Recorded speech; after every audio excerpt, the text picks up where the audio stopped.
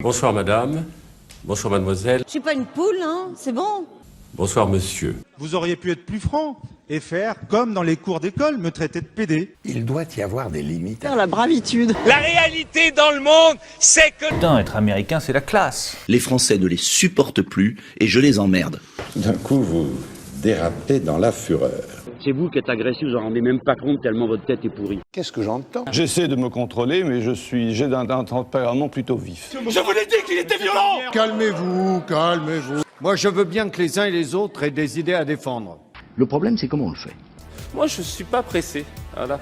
Le putain, je suis français. C'est la classe. Donc vous comprenez, après ça, madame, pourquoi on vous déteste. Ta gueule. Bon, donc, on fait une émission sur la police. Une émission... Je vais y aller. une émission sur les forces de l'ordre, que d'autres appellent les forces du désordre, et que nous aimerions tant appeler les gardiens de la paix. Définition du mot police. Donc, le terme police désigne l'activité consistant à assurer la sécurité des personnes, des biens, et maintenir l'ordre public en faisant appliquer la loi. Étymologiquement, la police vient du grec, et bon, on va dire que ce que ça déploie comme mot autour, c'est régime politique, citoyenneté, administration, partie civile et cité. L'existence de la police dans nos sociétés modernes ne date que de 1800. Et dans les premières polices qui ont été constituées dans le monde moderne et sur la planète sur laquelle nous habitons, je vais vous donner un exemple. En 1805, une des premières polices était à la Nouvelle-Orléans. Et son rôle, et c'était une police municipale, hein, donc par la ville de la Nouvelle-Orléans. Et son rôle était de surveiller et de capturer les esclaves. Ah. Voilà. Pour autant, peut-être que les policiers sont les Gardiens de la paix. Voilà, et au service anti-violence, on aime bien la paix. Moi, j'aime bien le terme policé. C'est-à-dire que il y a un verbe en français qui consiste à polir, c'est-à-dire on prend un élément rugueux et puis à force d'action intelligente et persévérante, on finit par rendre cet élément tendre, par le rendre poli. Il finit par ne plus être agressif, notamment pour son usage. Et finalement, j'aimerais bien que la police, ce soit cette action qui permet à la matière de devenir tendre et qui permettrait, qui sait même, de se passer de l'aspect vertical et castrateur de l'autorité. Ok, grâce à mon charme à la française, nous allons écouter l'intervention d'un monsieur assez remarquable, qui a l'art de synthétiser les choses, contrairement à nous. Alors, le problème, c'est que la haute hiérarchie policière est aux ordres du politique. Nous avons un directeur général de la police nationale, par exemple, monsieur Morvan, qui est devenu policier quand il est devenu directeur général de la police nationale. C'est aussi un problème, il a été nommé sur décision politique. Et c'est la différence notamment aussi avec la gendarmerie, c'est que effectivement le directeur général de la gendarmerie est choisi politiquement par le gouvernement, mais ils choisissent un général. Ils choisissent pas quelqu'un qui vient de nulle part. Ouais. Et donc on est dirigé par quelqu'un qui vient de nulle part. Attends. Lui, je peux vous dire qu'il va ramasser. Il est illégitime, la preuve. Je rappelle que par exemple à Paris, M. Gibelin, directeur de la DOPC, donc de l'ordre public parisien, a fait des faux témoignages au serment à l'Assemblée nationale dans l'affaire Benalla et en novembre a été récompensé en étant nommé officier de l'ordre national du mérite par le préfet de police qui l'a comparé au poilu de la Première Guerre mondiale. Donc voilà où on en est rendu au niveau de notre hiérarchie, à quel niveau elle est pieds et poings liés par le politique et qu'ils sont prêts à donner tous les ordres pour faire plaisir. Donc après, il y a quelques cas individuels de nos collègues effectivement effectivement qui peuvent déraper, mais quand on a tout l'ensemble de la situation, dans 99% des cas, cela vient des ordres de la hiérarchie et nos collègues sur le terrain ne peuvent pas analyser la situation. Donc c'est pas qu'ils exécutent les ordres très bêtement et méchamment, c'est qu'ils ne peuvent pas savoir que ce qu'ils vont faire est illégal avant de voir des vidéos qui vont partir par la suite. Donc ce qu'on incite les gens à faire, c'est si jamais vous devez déposer des recours ou des plaintes, surtout déposez plainte contre X pour que notre hiérarchie puisse être incriminée. Sinon on changera des pions qui seront sacrifiés, qui font partie du peuple, et notre hiérarchie en mettra un nouveau pion à la place. Donc ça ne sert à rien, il faut aller aux racines du mal, et les racines du mal sont notre haute hiérarchie.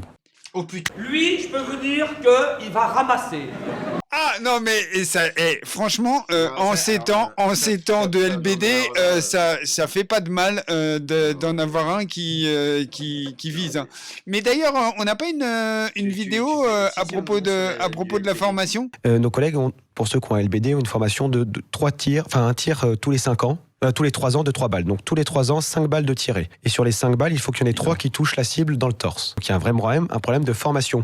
Parce que quand on nous dit la précision, oui, mais quand on est sur une manifestation, on tire au jugé, des fois on retourne rapidement, il y a du vent, il y a plein de choses. Et notre collègue qui est en CRS, qui est dans l'équipe nationale de tir police, il dit, moi à chaque fois que je vais aller à l'entraînement tous les 3 ans pour le LBD, la première balle que je tire, même si je vise le torse, ça va en pleine tête. Et il me dit, moi, je suis à l'entraînement dans un endroit très tranquille. Maintenant, avec le stress sur le terrain, la formation, etc., c'est une catastrophe. Et c'est pour ça qu'on incite les gens à dire, si vous êtes blessé par un tir de LBD et que vous n'avez rien fait, parce qu'il y a aussi des gens qui sont malheureusement blessés, mais qui étaient en train de commettre un crime ou un délit, donc à ce moment-là, il ne faut pas venir pleurer. Et on leur dit, n'oubliez pas de porter plainte contre notre hiérarchie, pour le manque de formation, pour la doctrine de maintien de l'ordre, parce que sinon, on va sacrifier des pions. On aura de nouveaux collègues de chez nous qui vont être ennuyés par notre administration, qui vont être peut-être même des fois jusqu'à révocation. Il y aura des nouveaux manifestants blessés ou mutilés. Mais malheureusement, le metteur en scène qui est derrière, lui ne sera jamais inquiété. Il renouvelera la scène tous les week-ends. Et c'est ce qui se passe depuis 2 mois. Non, attention. Lui, je peux vous dire qu'il va ramasser. Là, on rigole plus trop, en fait, dans le sens où... Là, on n'est même pas sur du service anti-violence basique, où on parle du langage et des difficultés à représenter la situation. Le monsieur là, qui est donc un professionnel, hein, on le sent d'ailleurs dans certaines de ses remarques. Je veux dire, faut pas venir pleurer quand t'es un voyou. Si tu prends des coups, faut pas venir pleurer. Il développe un discours là qu'on n'a pas souvent réellement l'occasion d'entendre, j'ai l'impression. Et qu'on a besoin d'entendre, effectivement. C'est important de savoir que sur des techniques qui ont démontré toute leur dangerosité, il n'y a pas de formation adéquate et c'est un peu comme quand Monsieur Castaner vient dire à la télévision qu'il enlève des grenades de désencerclement et que il dit pas qu'elles sont arrivées en fin de vie et qu'il en met des plus modernes à la place, quoi. Le principal problème, c'est la doctrine de gestion des foules. Comme vous avez dit, le problème, c'est la gestion des foules. C'est ça, la gestion des foules. Il faut savoir que ce mouvement-là a quand même quelque chose de particulier, c'est que tous les groupes qui venaient dans les manifestations ces 20 dernières années, mais ils venaient jamais ensemble, chacun choisissait sa manifestation, arrivent à se retrouver sur le mouvement des Gilets jaunes. C'est-à-dire que c'est quand même catastrophique. Ouais. Ces gens-là, en fait, on aurait pu intervenir en un. La deuxième raison, c'est qu'en France, on a une doctrine du maintien de l'ordre qui est une doctrine gestion de la foule. C'est-à-dire qu'on dit, la foule, il faut la disperser, mais la foule, il y a des gens qui n'ont rien fait dedans, il y a des gens qui vont se balader, il y a des gens... Donc en fait, cette vision aveugle, forcément, engendre des dommages collatéraux. Par exemple, s'il y a un jet de pavé, un pavé qui part, ou un projectile qui part sur nos collègues, il n'y aura pas à se chercher qui c'est qui l'a fait, on va dire, on balance une grenade, ça va disperser tout le mouvement, et on aura forcément celui qui l'a fait. Le problème, c'est qu'avec cette doctrine d'emploi, on aura aussi forcément des gens qui n'ont rien fait. Donc ça pose un problème, et cette tension... Ça fait une escalade des violences, parce que les gens se disent, attendez, moi j'ai rien fait, je suis pris un coup de LBD, de tout ce qu'on veut, de grenades de désencerclement, mais j'ai rien fait. Et effectivement, les gens n'ont rien fait. Normalement, le rôle de la police sur un maintien de l'ordre, c'est d'assurer la sécurité des manifestants. On va prendre un exemple sur la manifestation du 1er ou du 8 décembre. Il y a des gilets jaunes, donc on avait des collègues, nous à la fois, du côté des gilets jaunes qui venaient manifester sur leur temps libre, et des collègues qui étaient en maintien de l'ordre CRS. Ce qui s'est passé, c'est qu'ils sont allés voir les collègues qui étaient en maintien de l'ordre, en disant comment on sort de la place de l'Étoile à Paris. On leur a dit, attends, il y a une autre rue, nous on a l'ordre de bloquer celle-là, mais il y a forcément une rue pour sortir. Résultat des courses, ils ont fait le tour de la place et il n'y avait pas de rue pour sortir. Tous nos collègues sur le terrain, de bonne foi, pensaient qu'on pouvait sortir.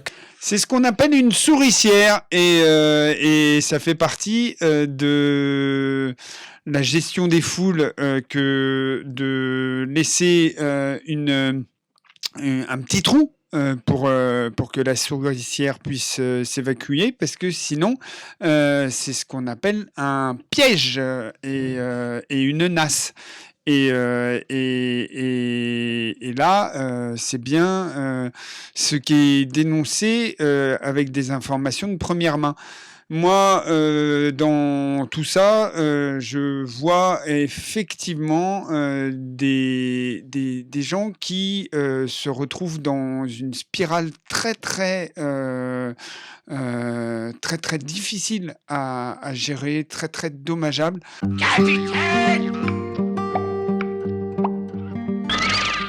Faut pas oublier qu'en fait, on vit depuis 1995 sous Vigipirate.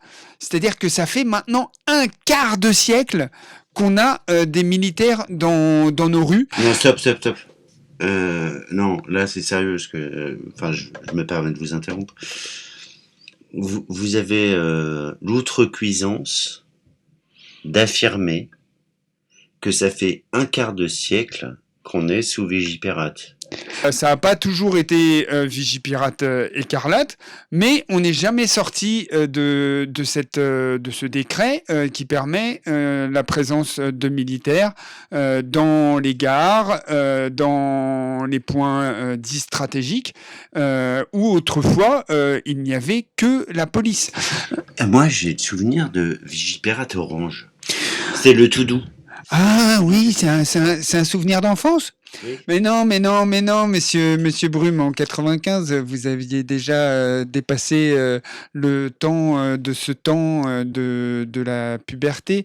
Et donc, je le rappelle, depuis un quart de siècle, il y a donc une porosité et une concurrence de fait entre les missions des militaires et les missions de la police nationale, qui normalement étaient dévolues à la police nationale, les gardiens de la paix.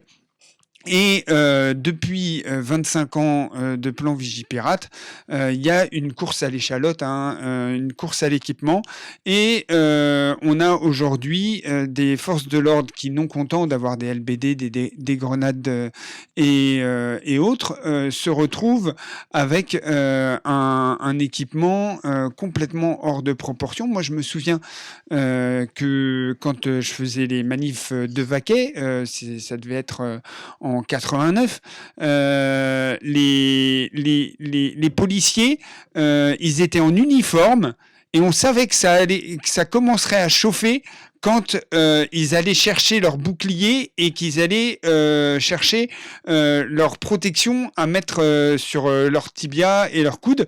Là, on se disait « Oh là là, les CRS se mettent en équipement !» Aujourd'hui, les CRS, ils se mettent en équipement avant de sortir du camion. Il y a vraiment une spirale du pire qui est en marche et c'est pas que un mouvement politique, c'est en marche vers l'affrontement généralisé.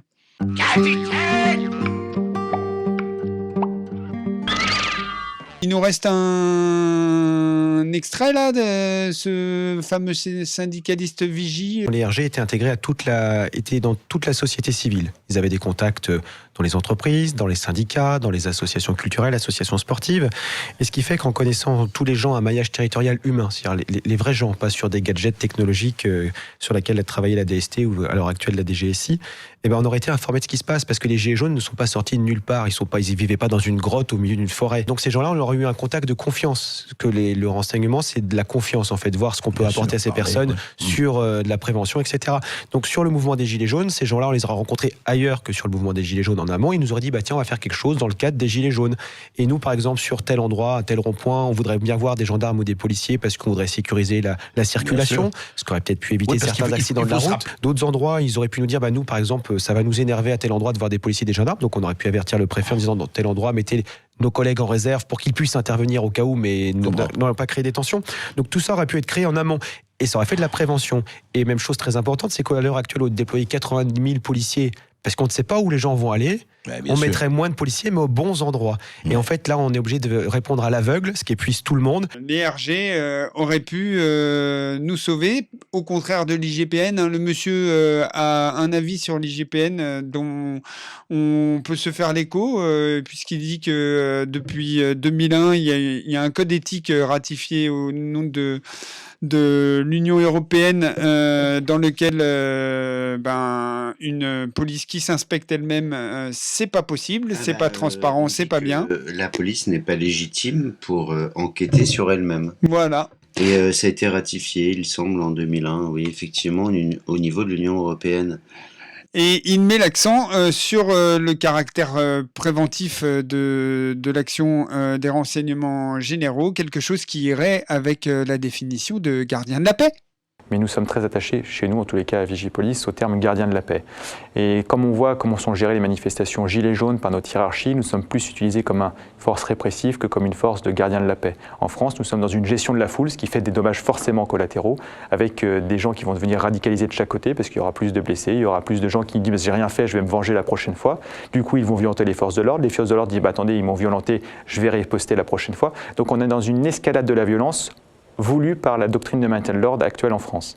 Et finalement, ça pénalise à la fois nos collègues ainsi que les manifestants pacifiques. Et on n'arrive pas à se concentrer sur les délinquants et criminels. C'est pas parce que ce monsieur a parlé que nous, on a réussi à être exhaustifs. Oui, et l'actualité des prochaines semaines risque de nous donner encore du levain pour 2020. On va la faire souvent, celle-là, cette année. Je vous embrasse. C'était bien. Il y avait j'ai vu des mollesses, hein. J'ai vu des gna là. Et je me suis fait chier, vous voyez, comme rarement. Vous voyez ce que c'est se faire chier